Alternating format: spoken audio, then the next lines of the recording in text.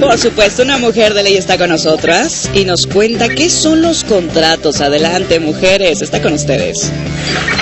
Muchas gracias, Carlita, que por cierto, muchas felicidades por ¿qué te puedo decir? Por este reportaje que hiciste bastante bien. Eres muy hermosa, muy guapa, muy inteligente y muy talentosa, y lo has demostrado también a la par de la boxeadora con tu gran talento, Carlitinga.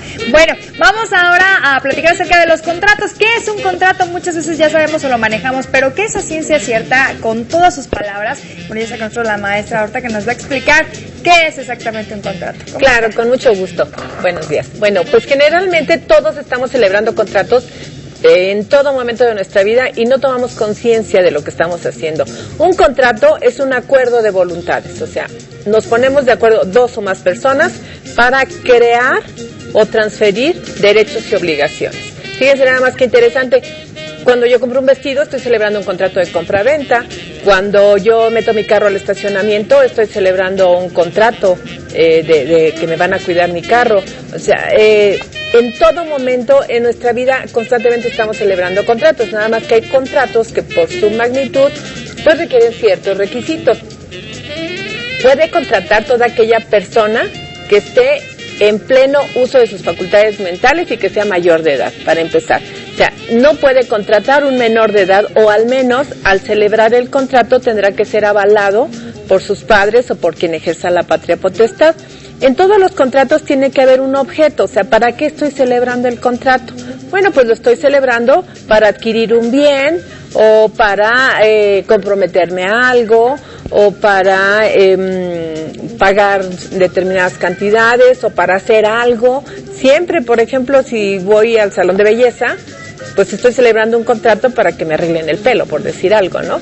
Siempre es un objeto, y ese objeto tiene que ser lícito, es decir, que no vaya en contra de lo dispuesto por la ley. Porque si yo quiero contratar a una persona para que golpee a mi suegra, bueno, pues imagínate nada más. Claro. ¿No? Eso Oye, es Male, pero lo que estás diciendo, entonces, hay contratos que son verbales, ajá, pero esos no tienen validez, ¿estás de acuerdo? Sí, claro.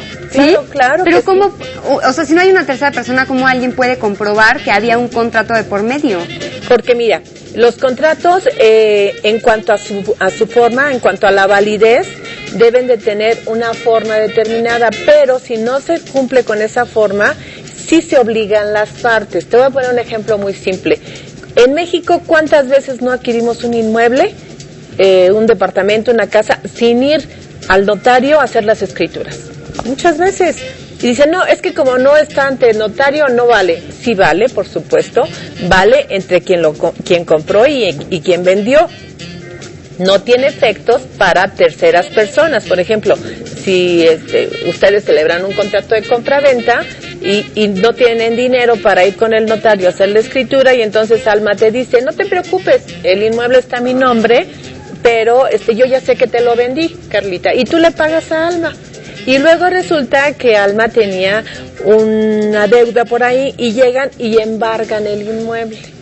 Entonces, tú te vas a disgustar mucho, pero tú eres responsable también porque a ese contrato no le diste la forma que estaba exigiendo por la ley, ¿no? Sin embargo, si Alma dice, oye, como no lo celebramos ante notario, no tiene validez, eso no es cierto, porque entre ustedes dos sí tiene plena validez, y uno de los elementos del contrato es precisamente la forma en cómo se celebra.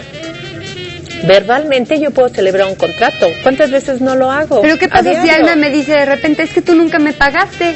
¿Y cómo se lo comprueba? Ese es un problema, porque cuando son contratos sencillos, pues no tiene mayor trascendencia.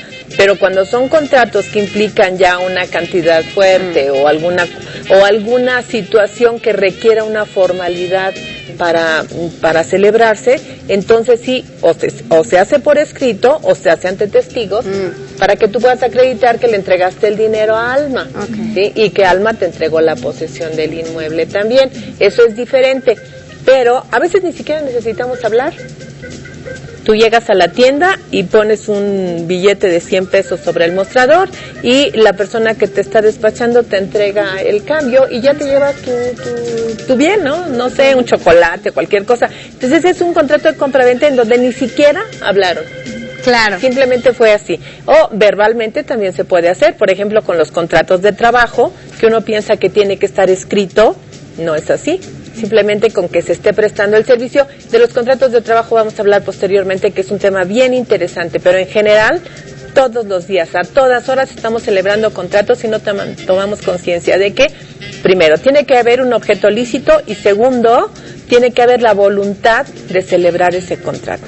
Porque a lo mejor yo pienso que voy a comprar ese florero y ustedes piensan que me lo estoy robando y otra persona piensa que me lo regalaron, ¿sí? Entonces, tiene que haber congruencia entre lo que estoy pensando y lo que estoy haciendo en los contratos. Y esa es la parte más interesante porque nosotros técnicamente le llamamos elementos de existencia.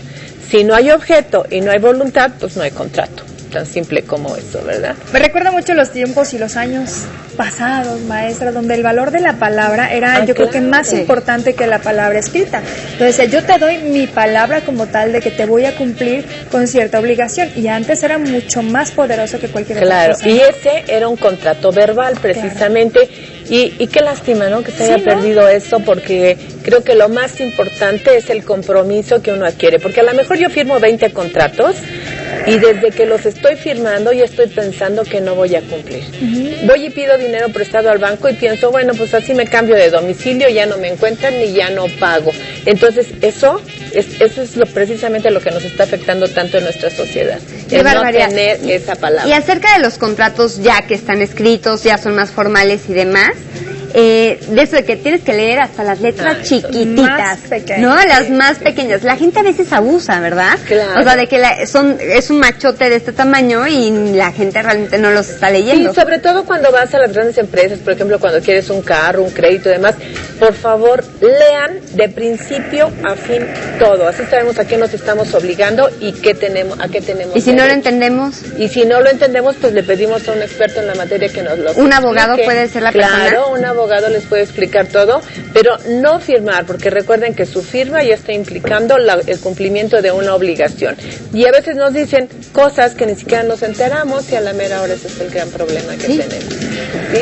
Eso es muy real. Y ahorita estaba platicando acerca de cuando firmas documentos que ni siquiera tienen aún un escrito, eso es malísimo. Y a cada rato cae uno en ese tipo de cosas. Pero bueno, ya luego les cuento mi historia. Vamos rapidísimo, ya nos vamos a despedir, maestra, pues le invitamos a que nos acompañe del otro lado porque ahora estamos modificando el formato. Chicas, ya nos vamos.